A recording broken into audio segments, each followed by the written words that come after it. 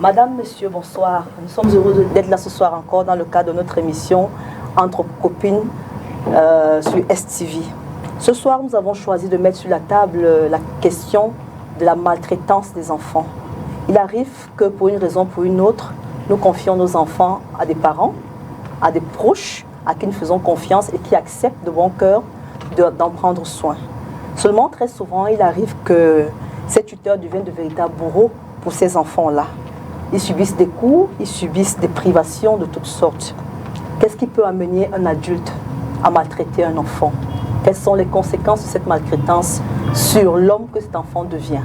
C'est à ces questions et à bien d'autres que nous essayerons de répondre tout au long de cette émission. Merci d'être avec nous.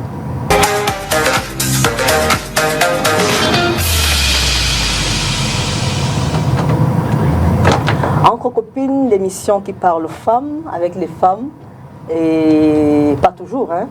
Ce soir, nous avons un homme avec nous. Pour parler de la maltraitance des enfants ce soir, nous avons Joséphine Degas. Bonsoir Joséphine. Bonsoir Emile. Heureuse de te retrouver, ça fait longtemps. Merci.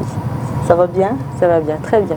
Heureuse d'être là avec vous, encore sur le plateau de Entre copines. Alors, vous êtes coach parental? Oui. Qu'est-ce que c'est? Rappelez-nous ce que c'est en 2 minutes. Un coach parental, c'est quelqu'un qui aide, qui accompagne les parents à développer une attitude sereine avec leurs enfants.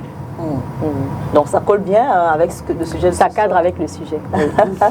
Merci d'être là. Merci à vous. Tout juste à côté de vous, j'ai Madame Kemoué Clotilde.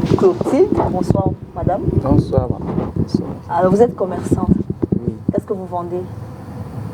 Je vends un peu de tout, mais spécialement je suis dans, je peux dire que je suis dans mes shops parce que les dimanches, je peux faire des bons plats de taro, mais je commande parce que maintenant je suis un peu fatigué. Oh oui, voilà. Oui.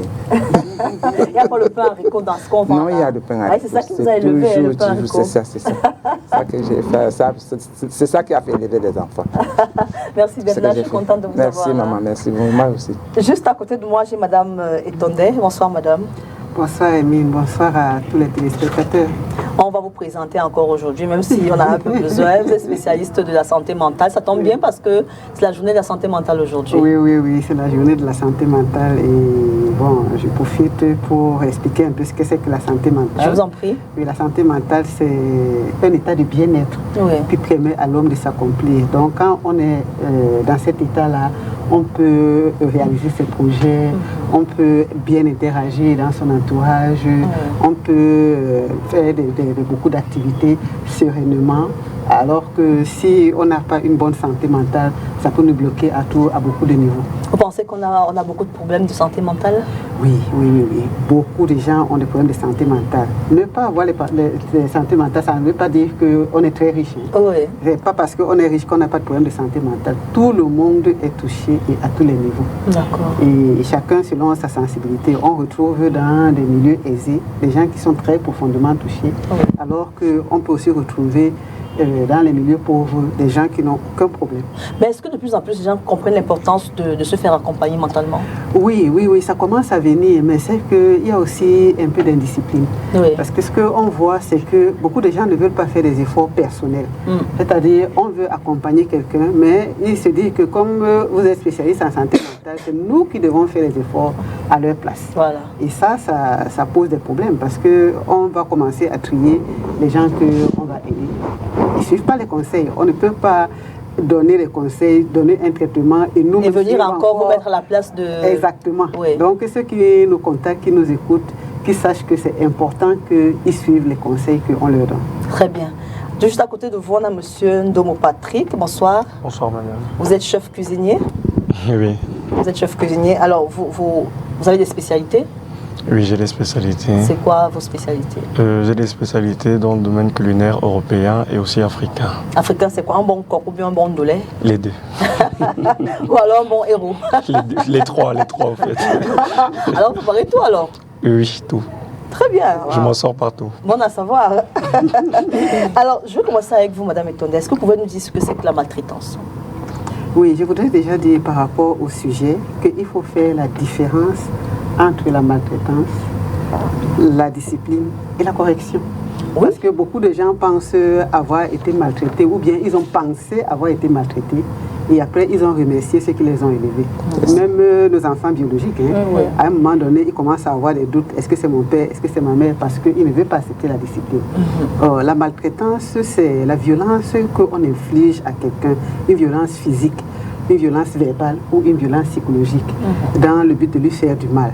Et dans le but de lui prendre sa dignité. Oui. Alors que la correction, c'est une punition qu'on peut faire à une personne pour l'amener à changer son comportement, à être meilleur. Oui. Et la discipline, c'est l'ensemble des normes qu'on est dans une communauté, qu'on met en place pour le bon fonctionnement de la famille ou bien de l'entreprise.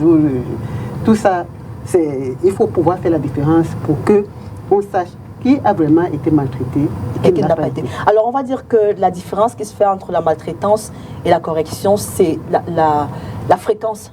C'est bien cela? Ou quelle est la différence que vous faites? Non, ce n'est pas la fréquence. Parce qu'un enfant qui est trop têtu peut il faut qu'on lui parle tout le temps, qu'on le corrige, qu'on lui rappelle qu'il doit être discipliné. Oui. Donc on peut le faire tous les jours. La maltraitance aussi, ça peut être que peut-être une fois par semaine, on peut subir quelque chose, une violence physique forte ou bien une violence psychologique. Donc ce n'est pas dans la fréquence, c'est dans les actes qu'on pose. Les actes en eux-mêmes? Les actes, oui. Qu'est-ce qu'on fait à la personne qui va démontrer qu'elle est maltraitée? Alors ça tombe bien parce qu'on a des gens qui ont été confiés. C'est le sujet, ces enfants que l'on confie aux gens. On a monsieur Patrick, je vais vous appeler par votre prénom parce qu'on est entre copines ici, donc on peut le faire. Vous avez été confié à un membre de votre famille. À quel âge? Je ne saurais trop dire, mais je peux dire dans les 11 ans, 12 ans. 11 ans, 12 ans. Oui. C'était votre père, votre oncle, votre tante? Non, c'est un oncle. Un oncle. Alors, qu'est-ce qui s'est passé? Qu'est-ce qui se passait? Qu'est-ce qui s'est passé? Là, il faut que je raconte. Pas tout. On veut ressortir la maltraitance que vous avez subie. Ah, vous voulez ressortir la maltraitance? Oui, alors. Est-ce que ça compte les coups de bâton? Oui. Les coups de poing? À 11 ans. La bagarre, en fait. À 11 ans. Se donner des coups avec son oncle. Oui. Genre, il trouve que vous êtes déjà suffisamment grand.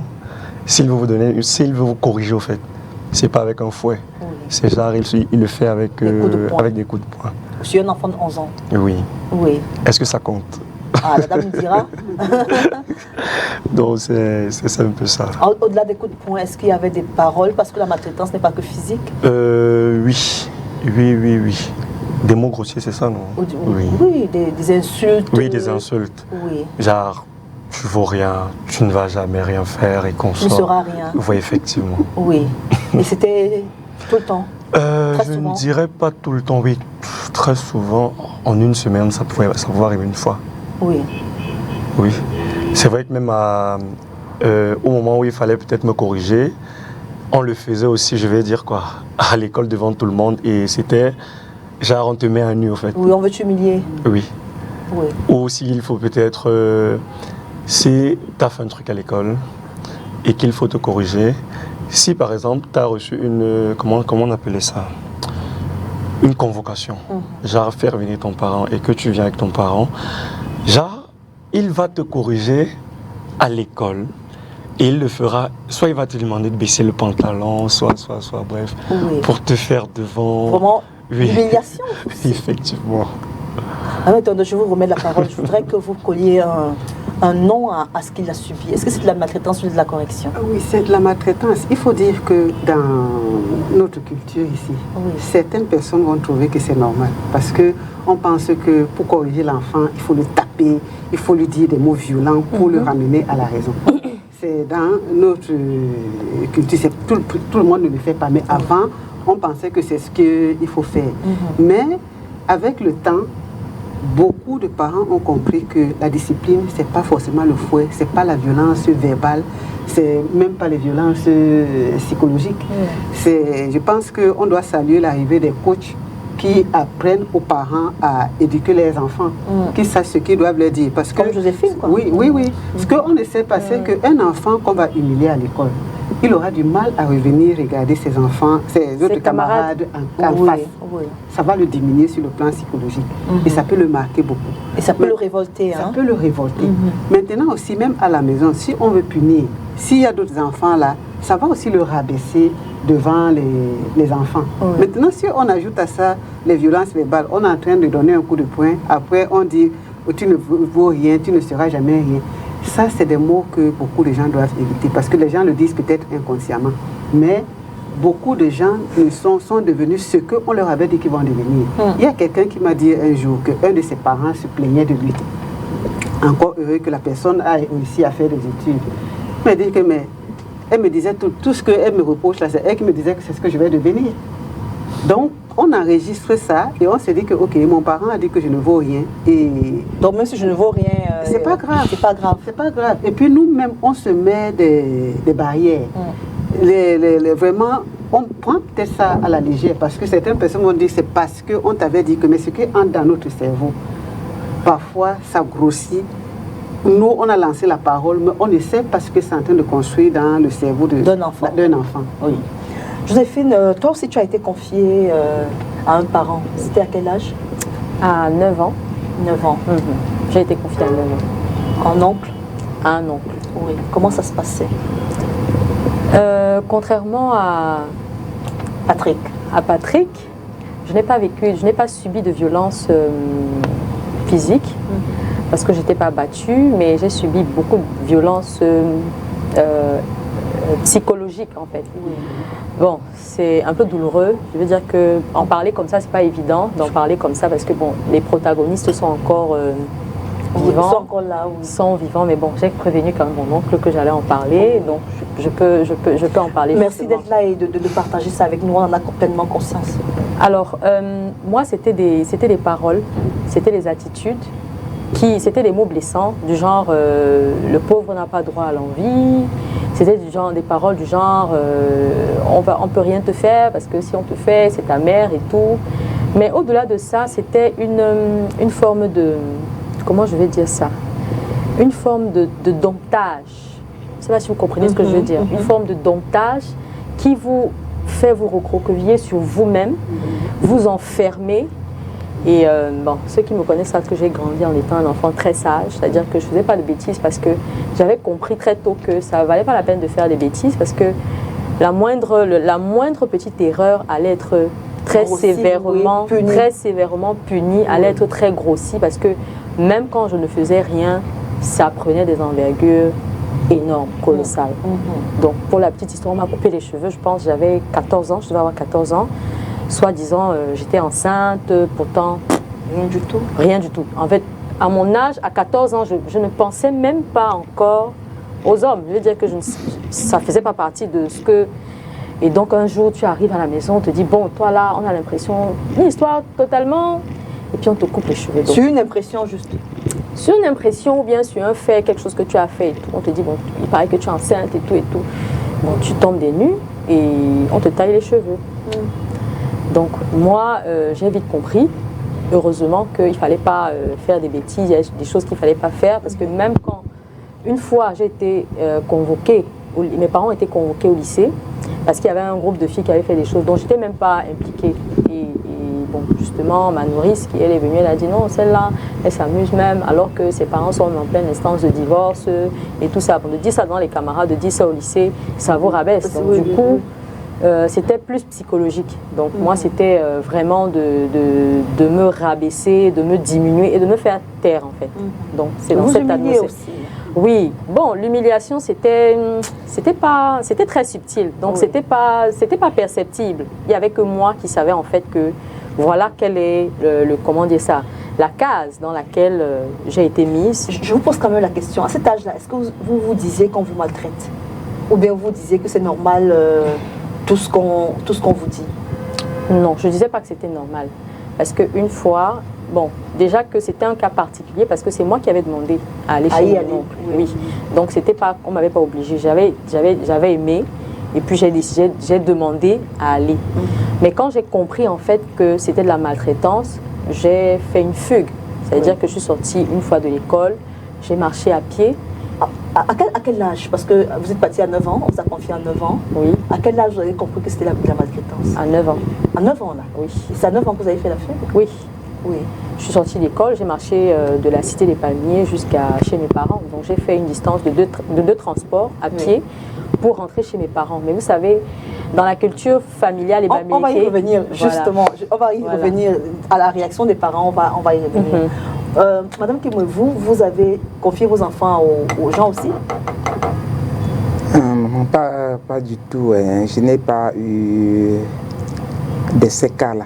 Oui, mais vous avez élevé les enfants des gens aussi? J'ai élevé les enfants, j'ai bien élevé les enfants. Mais moi, c'est que j'ai eu un cœur de paix. Je ne sais pas comment tu peux maltraiter l'enfant de ma épouse ou bien. Donc je n'ai pas eu ce cœur. Vous traitiez vos enfants et les enfants comme le reste, comme tous les autres. Vous ne faisiez pas de différence? Non. Ok. Alors, Patrick, je reviens à toi. Oui. Tu as vécu combien d'années chez ton oncle? Je dirais 4 ans. 4 ans, de 11 ans à 15 ans? Oui. Alors, ça a continué? Oui, ça a continué parce que, comme elle a parlé de fugue, même j'avais fugué pour aller du côté de la maison familiale. À la maison familiale, au fait, chez le grand-père et la grand-mère. Oui. Donc c'est là-bas où c'était cool, je vais dire. Alors, quand vous êtes rentré à la maison, vous avez dit, pendant qu'on vous maltraitait là-bas, est-ce que vous en avez parlé déjà à vos parents? Non, moi je trouvais ça, à l'âge où j'étais, je me disais que je suis têtu. Okay. C'est avec le temps, quand je vais dire quoi, quand j'étais plus grand, que je me suis dit, ah, donc c'était ça. Donc c'est après tout cet épisode que vous avez compris que vous étiez en maltraitance? Ouais. Moi, je ne l'ai pas su tôt. Bon, c'est vrai que on ne va pas se mentir. Les garçons, nous sommes moins stables que les femmes. Ouais. Si on veut. Oui. Ça, c'est clair. Moi, je me disais, je suis têtu.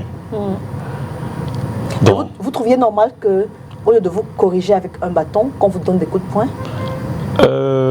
À cet âge-là, honnêtement, je ne savais pas. Je me disais, c'est une correction. Mais quand moi, je voyais comment on corrigeait d'autres personnes, c'était pas pareil. Oui. C'était pas pareil. Donc, pour moi, c'est bien après que j'ai compris que c'était... qui voulait finir avec moi, en fait. D'accord. Alors, Joséphine, est-ce que pendant ce temps, tu t'es déjà plaint chez tes parents de ce que tu subissais avant de faire la fugue? Est-ce qu'un jour, tu as dit à tes parents que ça va pas? Non. J'avais jamais rien dit. Non, j'avais jamais rien dit. Déjà que je m'en rends compte et c'est pas des situations comme je disais qu'on peut expliquer. Hein. C'est pas des choses que tu peux expliquer et dire. Tu n'as pas de preuves. Tu es un enfant. Comment tu vas justifier ça? Comment on va comprendre ça? Donc c'était assez délicat. Donc j'en avais pas parlé. Alors est-ce que vous pouvez comprendre, Madame Etonès, qu'un enfant subisse des choses qui sont pas normales, mais qu'il les garde pour lui? Est-ce que comment... Déjà, les grandes personnes les gardent, surtout quand c'est des violences psychologiques. Nous savons que les violences psychologiques sont très subtiles. C'est-à-dire, quelqu'un qui subit les violences psychologiques, il peut même passer pour quelqu'un qui dérange. Donc, comme elle dit, elle ne pouvait pas prouver. Quand on ne peut pas prouver, elle va aller justifier. Elle va justifier quoi? Il n'y a pas quelque chose de palpable qui démontre qu'elle est en train de subir... De matériel. Oui. Et celui qui fait des violences psychologiques, il sait exactement ce qu'il fait. Donc, il s'arrange à ne pas laisser de traces. Voilà, les humiliations, par exemple. Ses parents sont en train de divorcer. Ça peut être le genre, quand les parents sont là, on est très gentil, tout se passe bien. Mais une fois que les parents ne sont pas là, on ne sourit plus. Oui, on ne lui parle plus. Ça, c'est des choses qu'on ne peut pas prouver. Moi, on peut les prouver difficilement. C'est-à-dire, si on ne comprend pas, on n'étudie pas les violences psychologiques, et c'est ça qui rend les gens malades. Si on ne les étudie pas, on ne peut pas comprendre que l'autre est vraiment en souffrance et il ne peut pas apporter les preuves de sa souffrance. Oui, parce que, comme elle dit par exemple qu'elle a été humiliée, est-ce qu'elle peut prouver qu'elle a été humiliée? Elle ne peut pas.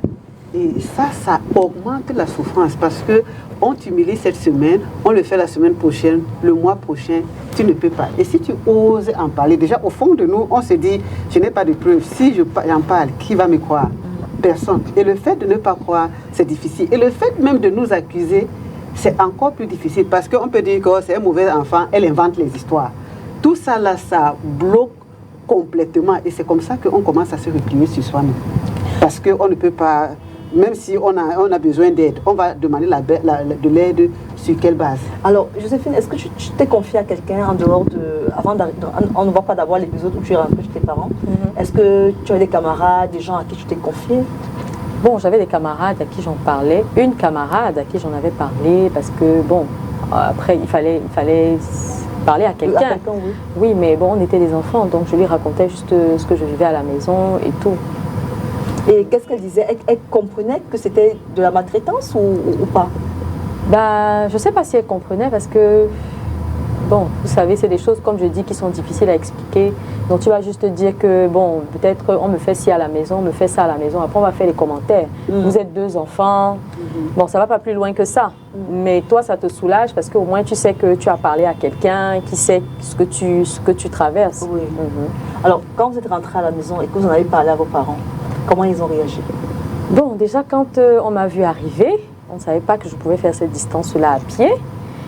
Et donc, c'était un scandale. Je veux dire, ça a étonné tout le monde. On m'a demandé qu'est-ce qui s'est passé et tout. J'ai dit, bon, on me maltraite. Oh, comment ça, on te maltraite? Mais c'est toi qui as dit que tu voulais aller là-bas et tout et tout. Comment ça, on te maltraite? Donc, on a appelé parce que, bon, vu que j'étais sortie de l'école, que j'étais allée, le temps, pendant ce temps-là, on me cherchait quand même. Donc, on a appelé pour dire non, elle est ici et tout et tout. Donc, quand on m'a écouté, on a dit non, certainement, tu racontes des histoires et tout. Tu as d'abord dit que tu voulais aller vivre là-bas, maintenant tu dis qu'on te maltraite et tout. Donc, il faut retourner. Donc, on m'a servi à manger et puis après, on m'a payé le transport pour repartir. Et je pense que c'est là que le calvaire, le véritable calvaire a commencé. Oui, c'est là que le véritable calvaire a commencé parce qu'une fois retourné, j'avais vu. Une seconde, on y revient. Alors, Madame Kimoé, est-ce que vous comprenez que des parents à qui leur propre enfant leur dit on me maltraite, ne comprennent pas et qui le renvoient à l'endroit où justement on le maltraite? Est-ce que vous, une maman, si votre enfant rentre, vous dit on me maltraite d'abord où je suis, comment vous réagiriez? C'est vraiment, vraiment vrai. Parce que c'est surtout que c'est elle qui est voulu partir là-bas. Et elle revient dire qu'on la maltraite. On ne doit pas du coup la croire. Hein? On ne croit pas. On ne doit pas du coup croire. Je crois que moi-même j'ai eu un de ces cas comme ça. Oui, moi-même je n'ai pas cru. J'ai repayé la voiture pour faire rentrer l'enfant à Bafsam.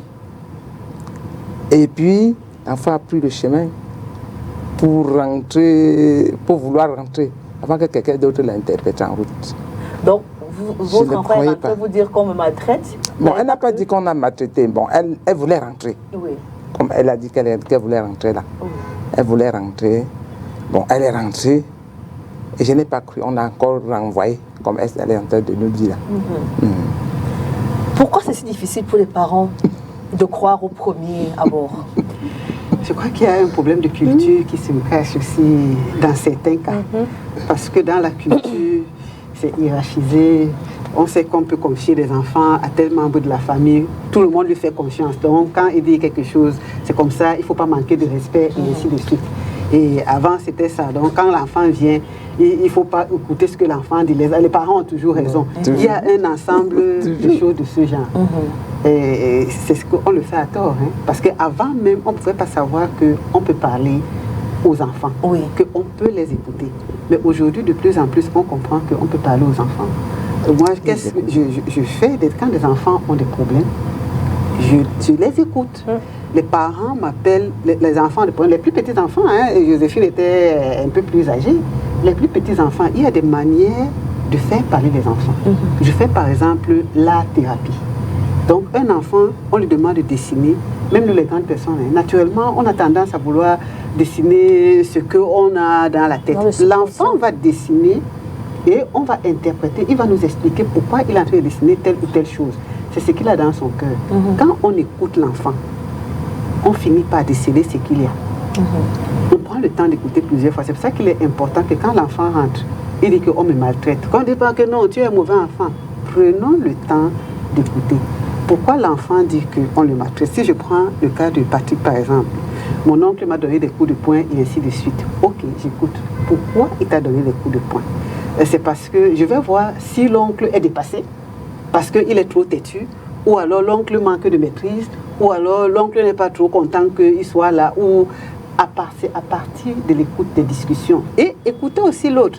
Et ce qui arrive souvent, c'est que quand un enfant prend le temps d'aller dire à ses parents que je suis maltraité, comme dans le cas de Joséphine, comment ça sonne dans les oreilles de la famille d'accueil? Oh, elle est en train d'aller nous trahir chez ses parents ou de mal parler de nous. C'est un mauvais enfant. On l'accepte, mais sachant que... Ça peut plus être pareil. Oui, ce sera plus pareil. Oui. C'est même maintenant, l'affaire commence là, le jour là même. Voilà. Puisque les parents n'ont pas cru. Oui, donc ça fait que ça donne le champ, au bourreau. Il se dit que même si elle repart là-bas, on ne croira toujours pas. Donc on la champ libre, c'est un peu ça. Donc oui, c'est un peu ça. Donc avant d'aller vers les autres, on croyait bien faire. Hein. Les parents qui le font, je pense que ce n'est pas par méchanceté, hein, parce qu'on se dit que si quelqu'un a l'amabilité de garder notre enfant, la moindre des choses, c'est que nous, on lui accorde de l'honneur, qu'on croit en lui. Maintenant, le truc, c'est pas qu'on renvoie l'enfant directement. On peut essayer de comprendre d'abord et essayer de trouver les mots pour aller discuter avec les autres et leur expliquer, présenter le problème autrement. Parce que c'est l'erreur qu'eux, ils ont commise. Parce que quand on place aussi l'enfant, parfois on a envie d'être propre. Dire que comme je vous ai confié l'enfant, je vous fais entièrement confiance. Oui. Donc quel que soit ce qui arrive, vous savez ce que vous faites. Et c'est là où beaucoup d'enfants ont subi beaucoup de choses. Alors Patrick, toi tu subissais des coups. Est-ce que tu avais des marques sur le corps? Des petites blessures, souvent des petites bosses, genre on t'a donné un coup, peut-être c'est sorti là, et peut-être des crasses de fouet. Personne ne les avait jamais remarquées à l'école ou dans l'entourage, personne n'avait jamais vu À l'école, oui. Parce qu'à chaque fois, on allait dire, peut-être, je vais dire le maître, parce qu'au primaire c'est le maître, on allait toujours dire, celui-là a encore dérangé à la maison. En fait, c'était la réaction des gens. Oui. Parce qu'on se disait, comme tu es têtu, tu as encore fait, on t'a encore bastonné. Oui. Et qu'est-ce que ça te faisait à toi que les gens prennent ça comme ça? Qu'est-ce que ça me faisait? Au contraire, déjà, moi personnellement, je suis très impulsif. J'aime pas comme dire ça. J'aime pas certains mots. Je suis beaucoup rieur, je ris beaucoup. Énormément. Quand déjà tu veux... J'aime pas aussi qu'on me pose trop de questions. Bon, ici ça va aller. C'est le principe du jeu. On pose des questions, tu réponds. Oui. Ici ça va aller. Mais que ce soit au travail, que ce soit. Genre, à l'école par exemple, ils ne vont pas te poser des questions. Au contraire, ils vont se moquer de toi. Oui. Que celui-là est encore venu, Et là, ça me faisait gonfler en fait. À tout moment, il fallait que soit je t'attrape, soit je te promets un truc. Oui. Donc, à tout moment, moi j'étais... C'est au fait ça m'attitude, au fait. En fait, tu justifiais les coups de poing que je recevais, effectivement. Parce que de par ton attitude, les gens se disaient que c'est la même chose que tu fais à la maison, c'est pour ça qu'on te tape. Et quand tu as fugué, tu es allé à la maison. Tes parents ont vu les traces sur toi? Déjà, j'ai pas mentionné mes parents, ils étaient déjà décédés. Ok. Et à la maison, j'ai pas connu le papa. J'ai fait juste quelques années avec la maman, peut-être quand j'étais plus petit. Oui. Alors, qui était à la maison quand tu es rentré? Quand je rentrais, il y avait les enfants de mon oncle, mes cousins et sa femme. Sa seconde femme, je vais dire. Oui. Alors, il n'y a donc pas une autorité parentale qui pouvait... On a tendance à dire l'homme est le coq, c'est ça, non? Oui, le chef. Non, c'est le chef, c'était le chef, quoi. Oui. Quand le chef parle, personne ne dit rien. Alors, je pose ma question, peut-être qu'on ne se comprend pas. Quand tu as quitté la maison de ton oncle qui te bastonnait, tu es rentré à la maison familiale, c'est là. Et qui était le parent, qui était la figure paternelle dans la maison là? Le grand-père et le grand-père. Oui, et tu lui as dit qu'on te maltraitait? Je n'ai pas parlé de maltraitance. Au fait, je disais, on me tape trop. Oui. Donc quand je dis on me tape trop, ce qui est sûr, grand-père a dû appeler mon oncle. Donc, oui. Et vous connaissez déjà la parole d'un enfant ne vaut rien face à, Oui, face à celle de l'adulte. On appelle l'adulte, il a dit ah celui-là dérange, patati patata, et c'est fini comme ça. Et c'est fini. Ouais. À la différence que moi je suis plus rentré, mes effets m'ont trouvé là-bas. D'accord. Et c'est dans où je vais dire quoi, où je deviens dans celui que je ne devais pas être, parce que quand je rallie la maison familiale, je suis dans un quartier vraiment qui n'est pas fameux. Donc les personnes avec qui je marchais n'étaient pas aussi recommandables. Oui, recommandables. Je suis entré dans la fumée, dans la drogue et qu'on sort. Très bien, on y revient. Alors, Joséphine, dis-moi, quand tu es rentrée, donc après le passage chez les parents, qu'est-ce qui s'est passé? Comment l'ambiance? Qu'est-ce qui s'est passé? Bon, déjà, comme je disais tout à l'heure, c'est là que, en fait, l'amplitude a augmenté. Et bon, là, c'était du genre, tu ne peux plus rien dire parce que de toute façon, on ne va pas te croire, on va pas te croire. Et puis, il fallait sauvegarder la paix de la famille, il ne fallait pas perturber la famille.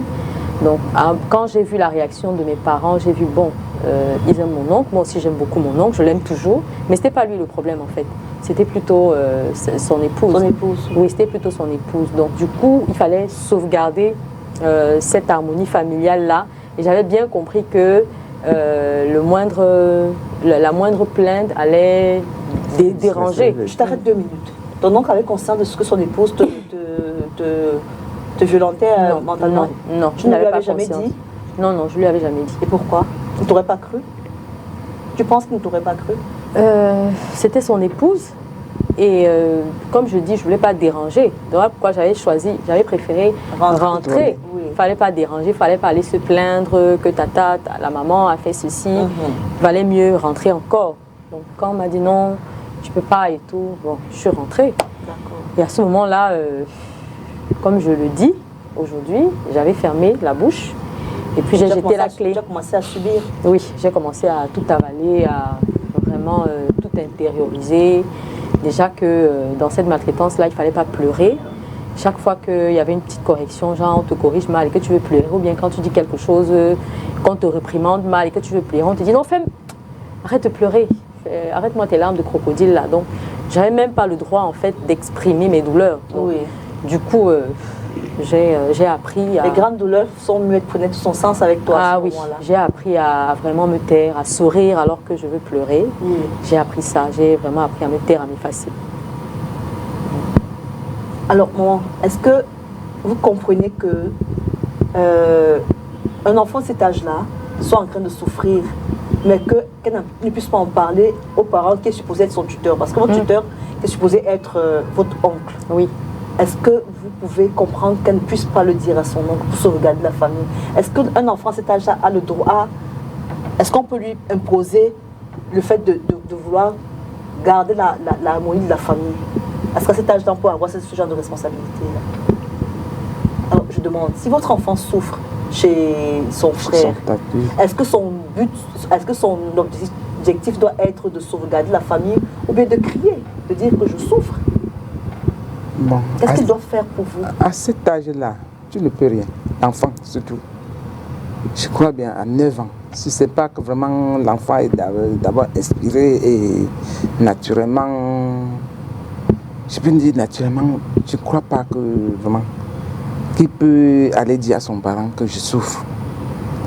Je crois que quand l'enfant va rentrer, ou bien, parce que même moi, si j'ai un enfant quelque part physiquement, je saurais que cet enfant est en train de souffrir ou pas.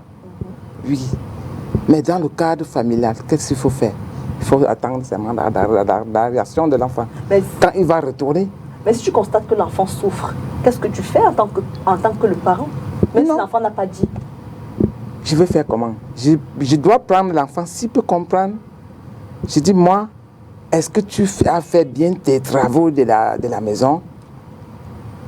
Bon, fais-le bien pour qu'on ne te tape plus, pour qu'on ne te fait plus ça aussi. Bon, c'est... Non, en fait, si je peux me permettre, en fait, je comprends la position de la maman parce que Moi, j'étais arrivée à une position où tout le monde qui arrivait à la maison me donnait des conseils. Dans le sens, il faut être sage, tu sais, tu dois être sage pour qu'on ne se plaigne pas de toi. On me donnait des conseils vraiment sur des choses dont je... C'est-à-dire, on te parle, vraiment, tout le monde me donnait des conseils. Non, tu sais, tu dois être sage, il faut aller à l'école et tout, il faut être sage, il faut pas marcher avec si donc. C'est ça en fait, parce que le parent se dit non, c'est l'enfant qui dérange. Toujours. Et il faut amener plutôt l'enfant à être plus obéissant que ce qu'il est déjà. Donc moi, j'ai grandi avec une notion totalement différente de l'obéissance, c'est parce que j'étais déjà très posée. Donc du coup, quand on te met dans ça, tu scrutes un peu tous tes faits et gestes parce que tu demandes, mais qu'est-ce qu'on attend au fait même de moi? En fait, qu'est-ce qu'on attend de moi? Qu'est-ce que je dois faire de mieux? Qu'est-ce que je dois faire de mieux? Parce que je ne sais même pas de quoi tout le monde parle en fait. Oui, donc je peux comprendre parce que mes oncles et mes tatas, quand ils avaient appris ça, donc tout le monde s'est mis pour mission, s'est donné pour mission. À chaque fois de nous conseiller, de me dire non, tu sais, tu dois être ci, tu dois être ça. Bon, c'est ça en fait. Alors, et je voudrais dire que ça peut être encore plus violent que ce qu'on subit. Oui. Parce qu'on est en train de souffrir, personne ne cherche à savoir. À comprendre ce qui se passe réellement. On vient ajouter des conseils qui n'ont pas de sens. Oui. Ça fait très mal. Parce que ça veut dire qu'on est en train on a cru d'avance l'autre personne. Oui. Et nous, on nous donne des conseils. Ça en rajoute dans notre cerveau. Donc, je répète qu'il est important d'écouter. Joséphine, les cas comme ceux de Joséphine, il y en a des milliers, oui. Il y en a beaucoup. Donc, beaucoup de gens subissent comme ça. Et puis, on a dans nos familles, quand il y a un problème, comme on a déjà dit que l'enfant n'a jamais raison, l'enfant ne doit pas faire ça, l'enfant ne doit pas faire ça. Non, on te verse le conseil dessus. Il faut chercher à comprendre. Et heureusement, elle a pu s'en sortir. Donc, beaucoup de gens peuvent être dans le cas comme celui de Patrick. Et bon, comme me donner les conseils, ok, j'ai compris, qu'est-ce que je fais? Je fume.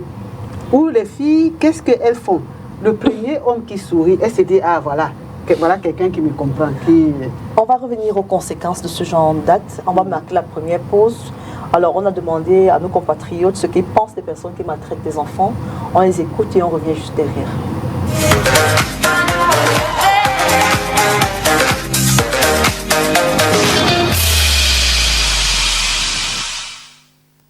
Ce qui peut pousser certains parents à maltraiter les enfants d'autrui peut être dû à plusieurs critères. Nous avons le critère de la jalousie. Le critère peut-être de la jalousie. Nous avons le critère aussi en ce qui concerne de l'enfant, le manque de respect. L'enfant prétend chez sa tante ne retient pas par exemple l'affection de sa famille initiale. Du coup, il commence à développer des caractéristiques de violence.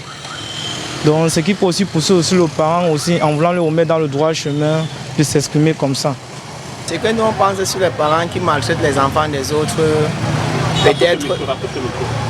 peut-être ils avaient un conflit dès la base. Peut-être ils ont un problème particulier depuis maintenant. Il prend l'enfant de son frère là pour élever et il commence à le maltraiter de tout pour rendre la tâche, ce qui était entre eux. Oui, je voulais dire que c'est les mœurs africaines. Vous savez, nous sommes des Bantous.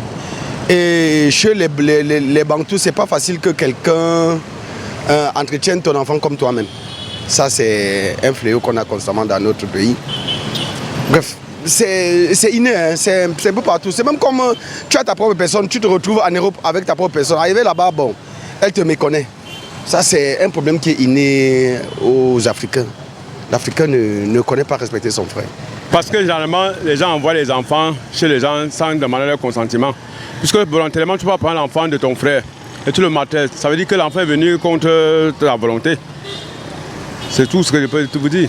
Bon, vous savez, aujourd'hui, la conjoncture et le pouvoir d'achat des Camerounais fait de telle manière qu'il est difficile, en plus de ses propres enfants, de pouvoir tenir les autres. Et vous savez aussi, en Afrique, nous avons ce phénomène d'hypocrisie. On ne voudrait pas trop, même quand ça ne va pas, on craint de dire qu'on ne peut pas supporter l'enfant de l'autre. Mais maintenant, quand on prend, on n'arrive pas à tenir, et on se retrouve en train de gérer les priorités. Parce que ce qui est vrai, c'est que son enfant sera difficilement l'enfant de l'autre. C'est la triste réalité. Au lieu de dire clairement peut-être aux parents et celui de la famille à qui on a pris son enfant qu'on n'arrive pas à tenir les deux bouts, on prend cet enfant et arrivé, on privilégie les siens. C'est souvent ça le problème. Oui, ce qui peut pousser certaines personnes à maltraiter l'enfant, c'est le manque d'amour. Parce qu'en principe, l'enfant appartient à une femme quand l'enfant est encore dans le ventre. Et quand l'enfant est déjà hors du ventre, l'enfant appartient à tout le monde. Donc il est bien pour tout un chacun d'entretenir que ce soit son enfant ou c'est l'enfant du voisin ou de n'importe qui comme son propre enfant. Parce que tu ne sais pas qui va t'aider dans l'avenir. C'est mieux pour tous, nous les parents, que chacun prend l'enfant d'autrui comme son propre enfant. Parce qu'il n'y a pas de différence. Ça, c'est mon point de vue.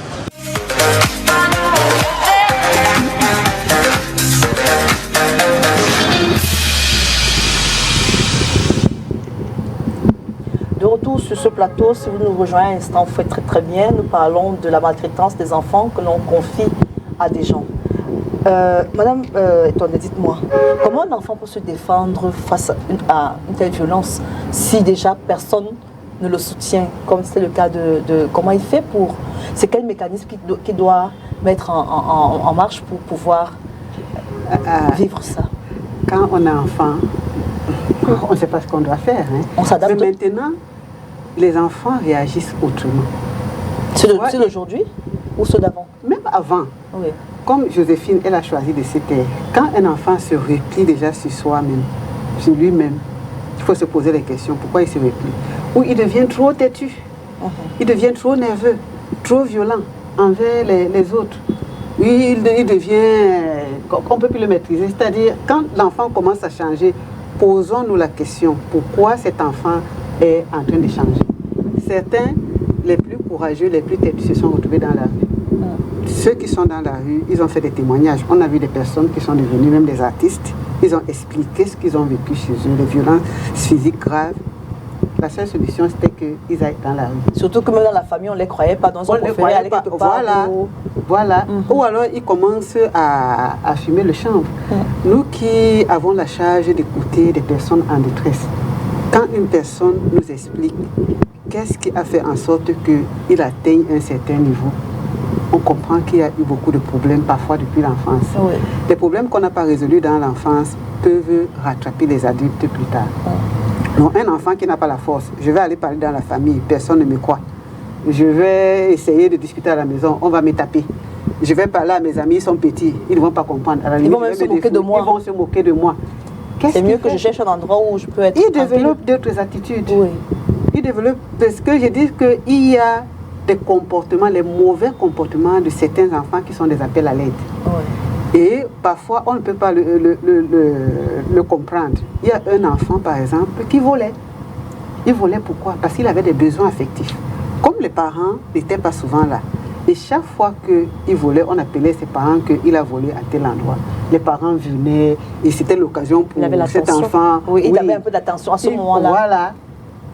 C'est incroyable. C'est-à-dire, on va dire que c'est fou, mais c'est comme ça.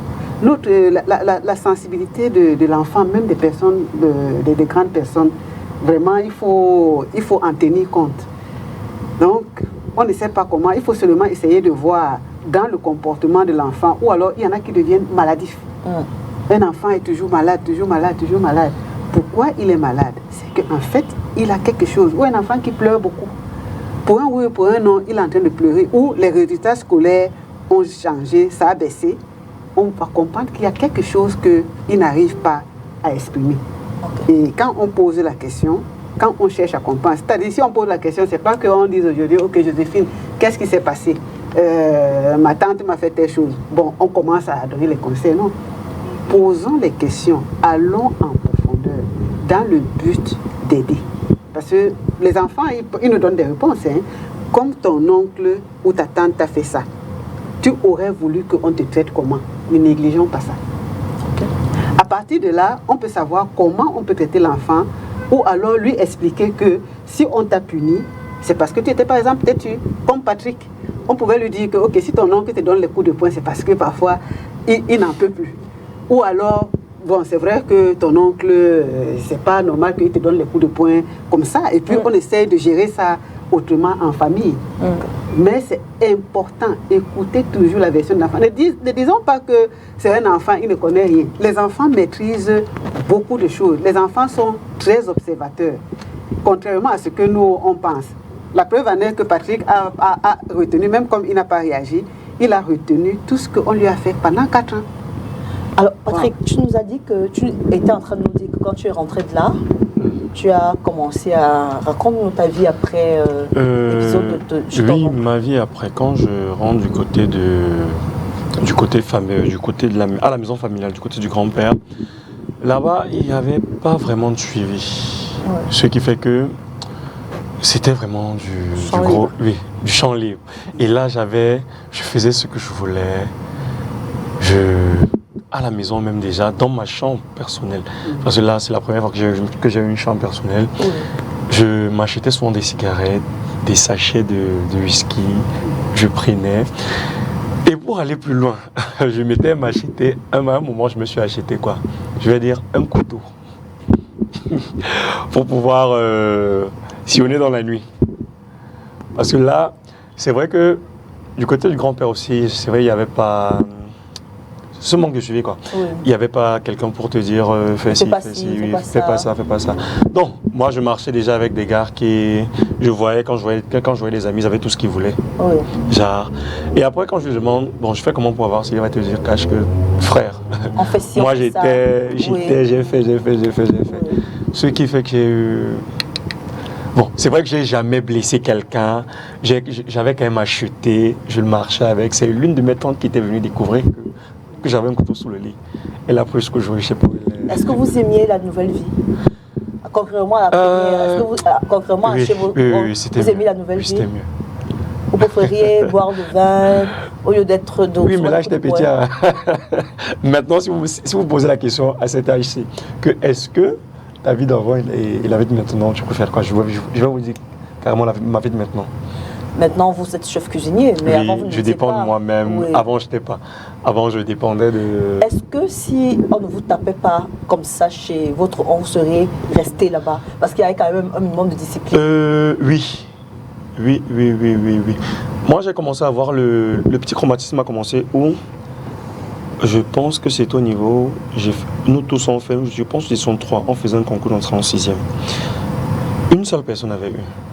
Donc parmi ces enfants, une personne avec que je n'avais pas eu. Je crois que je devais aller du côté de Coleton, au lycée de Coleton. Mais là, on a payé la place de l'autre. Mais moi, j'ai repris. Celui qui n'avait pas eu, on lui a payé une place. Il avait eu l'entrée en 6e, mais pas le CPE à l'époque. Effectivement, oui. On lui a payé la place, mais pas à toi. Ça t'a... Ouais. Ce qui fait que moi, je me suis dit, moi, je m'en fous. Alors, je m'en foutais de tout ce qui pouvait venir après. Oui. Et moi, on a encore choisi d'aller me mettre où? Dans l'année qui suivait, j'ai fait le concours dans un lycée qui n'est pas catholique, oui. Charles à Tangana aussi. Oui. Donc, il y a aussi l'école où j'étais qui n'a pas aidé. Oui. Donc, il y a eu plein de trucs, au fait. Alors, Joséphine, comment tu t'en sors? Comment tu te sors de là? À quel âge est-ce que tu sors de cette maltraitance et comment tu fais? Bon, à quel âge je sors de cette maltraitance? Oui, à quel âge tu quittes la maison de ton oncle où tu subissais la maltraitance? Bon, déjà, comme je vous ai dit, j'ai commencé à fermer la bouche, à ne pas parler, à intérioriser. Donc, je pense qu'aujourd'hui que je suis adulte, je pense que ce qui s'est passé en moi, c'est que j'ai l'impression qu'une partie de moi s'est détachée. C'est-à-dire que je ne sais pas comment je peux expliquer ça. Moi, je comprends simplement aussi. Oui. Mais une partie de moi s'est détachée, une partie de moi est morte en fait. J'ai tué une partie de moi-même pour pouvoir survivre. Et j'ai survécu avec cette autre partie-là. Et je m'étais fixé comme objectif de dire après le bac, il faut que je parte. Oui. C'était la seule solution. C'est-à-dire que j'allais me libérer de mes parents, j'allais me libérer de mes tuteurs, j'allais me libérer de tout le monde. C'est à ça que tu t'accrochais? Oui, je m'accrochais à ça en fait. Oui. Et je disais, après le bac, je pourrais partir, je serais libre. Donc quand j'ai eu le bac, tout ce que j'ai demandé, c'est qu'on m'envoie hors de la ville. Parce qu'avant, j'avais essayé de demander qu'on m'envoie à l'internat. On a dit non, ça va coûter, qui va payer et tout ça. Donc j'ai dit ok, je laisse tomber. Donc j'avais dit, quand j'aurai le bac, je vais partir. Donc quand j'ai eu le bac, on m'a envoyé prendre une chambre à l'université et tout. Et c'est là que bon, j'ai pu souffler un peu. Et je pense que je n'avais pas conscience de tout ce que j'avais subi en fait. Parce que quand vous tuez une partie de vous-même inconsciemment, vous n'avez plus conscience. Ça veut dire que je n'étais plus conscient des douleurs, je n'étais plus conscient des douleurs, je vivais un peu comme anesthésiée. Donc j'ai eu le bac, après le bac, j'ai commencé, donc avant d'avoir le bac, je suis devenue boulimique. Ça veut dire que je faisais des excès de table, mais je me faisais vomir encore. C'était encore plus dangereux parce que j'abîmais mon estomac. Et ça, j'ai vécu ça pendant que j'étais à la maison. Personne n'a jamais su. Peut-être qu'aujourd'hui, ils sauront. Personne n'a jamais su. C'est la première fois que tu en parles? Oui, c'est la première fois que j'en parle publiquement, quoi. Personne n'a jamais su. Donc, je faisais des excès de table, je me faisais vomir à chaque fois. On disait, non, mais c'est quoi cette fille-là qui mange toujours et puis elle va aux toilettes? Donc, moi seule, je savais ce que je vivais et je ne pouvais pas expliquer. J'étais un enfant, je ne savais pas ce que c'était. Et donc, quand j'arrive à l'université et que je suis seule, je me parle à moi-même et je dis, bon, si tu continues comme ça, tu vas te tuer, quoi, parce que tu vas abîmer ton estomac et puis de toute façon, personne ne va t'écouter. Donc, ce n'est pas la peine de continuer. Et puis, heureusement, j'ai reçu une éducation chrétienne. Donc, je prie et je dis, bon, Seigneur, aide-moi à sortir de là. Donc, je prie et puis j'arrête subitement de me faire vomir parce que ça commençait à affecter ma santé. Donc, j'arrête ça. Mais le traumatisme interne demeure. J'en ai pas conscience jusqu'à ce que je commence à devenir très violente. D'une personne très calme, une personne douce, à une personne, il suffisait juste de toucher un point sensible pour que je rebondisse avec beaucoup de violence, avec de la violence que bon, les gens étaient surpris. Mais comment elle peut réagir comme ça? On se dit, elle a aussi peu et tout ça. Aussi peu, elle a plutôt grandi dans une bonne famille. Bon, mes soeurs que j'ai laissées à la maison, je disais, mais comment elle peut faire ça? Pourtant, nous, on l'envie et tout et tout. Donc, j'étais devenue très agressive verbalement. Et c'était ça en fait. J'étais très agressive, je pouvais être très violente, je pouvais être vraiment très violente. Et ça a continué jusqu'à ce que je me marie. Et mon mari a beaucoup subi, hein, parce que la personne qui pouvait encaisser librement mes coups et mes excès de colère, parce que les autres... et surtout comprendre. Lui, je ne pense pas qu'il comprenait, mais je dis, il encaissait. Est-ce que tu lui avais expliqué l'épisode de tout ça? Il fallait que je comprenne pour pouvoir lui expliquer. Okay. Mais je veux dire... Madame Etonnet a dit tout à l'heure que les blessures de l'enfant se peuvent. Moi, je dis les blessures de l'enfant affectent toujours le comportement de l'adulte. Parce que moi, aujourd'hui, je peux dire que ça a affecté ma vie de couple. Parce que j'étais violente, j'étais agressive, j'étais méprisante. Et c'était pas moi, en fait. Ce que j'exprimais là, je reconnaissais que ce n'est pas moi. Parce que quand tu poses un acte et qu'après, tu te dis, mais attends, pourquoi j'ai fait ça? Pourquoi est-ce que j'ai réagi comme ça pour si peu? Pourquoi je suis toujours mal? Et donc, j'ai pris conscience de ce qui m'était arrivé, de ce que j'avais vécu quand j'ai eu mon premier enfant. Quand je deviens maman, je continue à être agressive, je continue à avoir des excès de colère. Et c'est mon mari qui me dit, attention à ce que tu manifestes devant l'enfant, à l'enfant et tout, c'est un bébé et tout. Bon, je réalise. Jusque-là, je ne prends pas la mesure en fait. Mais quand j'ai eu mon deuxième enfant, j'ai eu un postpartum. J'ai fait une dépression postpartum et personne n'a rien compris. Comme d'habitude en Afrique, on ne sait pas ce que c'est, on ne comprend pas et tout. Mais là, les pics allaient très haut. Très haut. Ça allait très haut, ça allait très haut. Et je pleurais tous les jours. Je pleurais. C'est ma mère qui me dit un jour, arrête de pleurer. Qu'est-ce qui ne va pas et tout. Donc elle le dit comme ça juste pour me consoler. Mais moi, à ce moment-là, je regarde mes enfants, les deux, parce qu'ils n'ont pas un grand écart. Je regarde mes enfants et je me dis, il faut que je fasse quelque chose pour sortir de là. Sinon, je risque de blesser mes enfants et je risque de leur transmettre cette douleur. Donc, c'est à ce moment-là que je décide donc, de faire un travail sur moi-même, de guérir de ces blessures-là. C'est-à-dire, quand je parle de guérir, hein, c'est vraiment d'ouvrir toutes les portes que j'avais fermées. C'est d'aller vraiment dans mon enfance, regarder... Qu'est-ce qui s'est passé? Parce que en fait, ce qui s'était passé, c'est que j'avais même oublié même d'en parler. Parce qu'une fois même sortie de là, j'aurais pu en parler à un même à ta maman. Même à ma maman, j'en ai même pas parlé. C'est-à-dire que c'était vraiment, j'avais blacklisté une partie de mon cerveau. Donc je commence donc à repartir, ouvrir ces portes-là que j'avais fermées, revoir l'histoire et comprendre en fait que j'avais subi d'énormes violences. Et c'est très douloureux en fait. Quand vous faites ce processus, je me suis fait aider par une thérapeute. Et donc j'ai refait ça, c'est vraiment douloureux. Mais je rends grâce à Dieu aujourd'hui parce que, bon, même pendant ce chemin-là, je suis très chrétienne. Je veux dire que je suis chrétienne. Mais j'allais à l'église, je lisais la Bible, mais je ne comprenais pas pourquoi j'avais toujours des accès de colère. On me disait, mais les gens qui disent qu'ils prient là et qu'ils sont et tout, c'est pour ça que je dis non, il faut faire attention. Quand quelqu'un agit d'une certaine manière, il faut pouvoir comprendre ce qu'il y a derrière. Parce que moi-même, je ne comprenais pas. Et puis les gens disaient, non, mais tu pries, pourquoi et tout et tout. Mais c'est quand j'ai fait ce travail-là sur moi-même que j'ai ouvert toutes les portes, que j'ai compris en fait que la blessure avait été très profonde au point où j'avais l'impression que c'était une autre personne qui avait vécu cette histoire et que moi j'avais continué ma vie. En 2 secondes, à côté. Oui. Pardon, le temps qu'il nous est imparti arrive à son terme. Oui. Est-ce que tu as pardonné? Est-ce que tu as pu discuter avec ta tante? Est-ce que tu lui as pardonné? Bon, très belle question. En fait, je lui ai pardonné. Je veux dire, je lui ai pardonné. Mais je ne pense pas qu'elle a compris l'ampleur du dégât peut-être qu'elle a causé en moi, mais moi je lui ai pardonné parce qu'il faut se pardonner à soi-même, il faut pardonner aux autres pour pouvoir trouver la paix. Je veux dire que... Comment on pardonne à quelqu'un si on ne lui dit pas qu'il nous a fait du mal et qu'on lui pardonne? Je voudrais comprendre ça. Il y a des personnes qui ne sont pas disposées à écouter. Il y a des personnes qui ne sont pas disposées, il y a des personnes qui ne veulent pas, qui veulent garder la face, c'est-à-dire que garder la face, je n'ai jamais rien fait. Donc, ce n'est pas une conversation qu'on a eue, mais moi, pour trouver la paix, j'ai dû lui pardonner, j'ai dû en parler en famille, dire que voilà ce que j'ai vécu.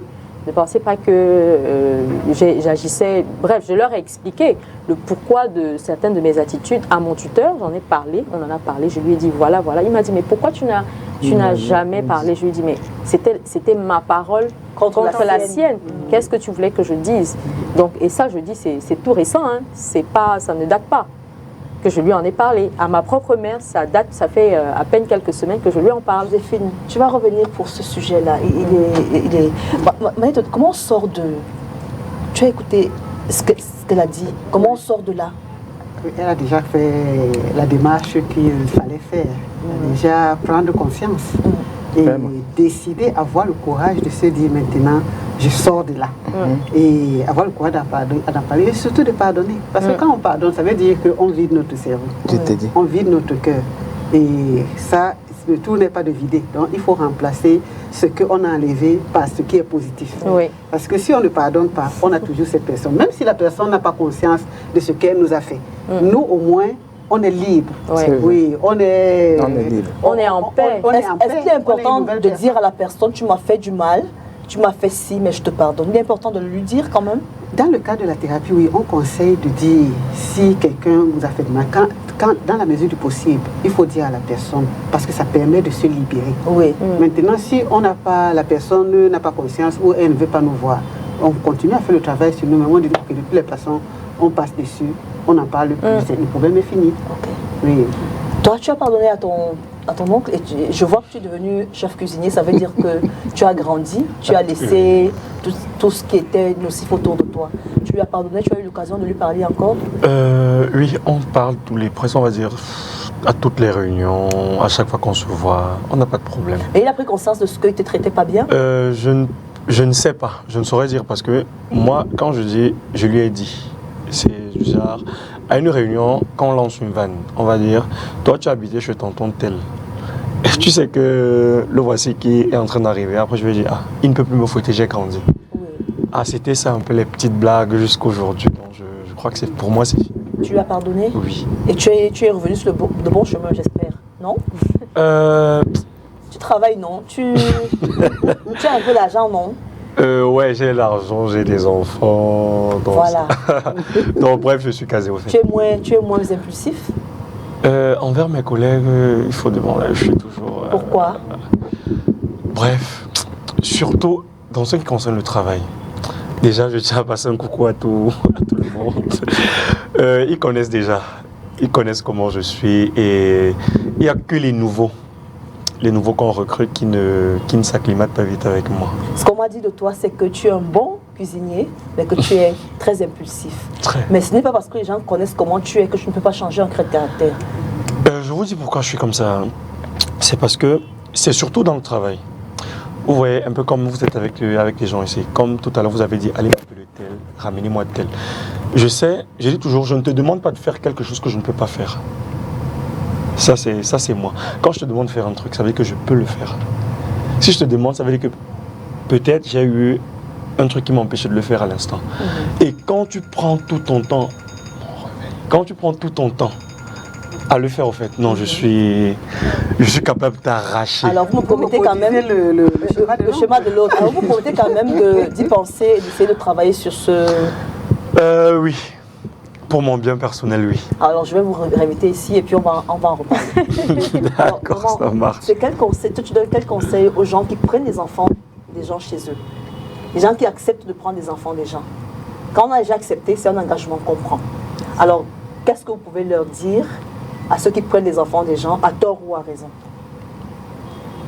Vraiment, comme nous avons aussi suivi les interviews des gens là-bas, vraiment, je vais demander à tous ceux qui prennent les enfants chez eux de pouvoir garder les enfants qu'on a pris comme ses propres enfants, parce que tu ne sais pas ce que celui que tu maltraites deviendra demain.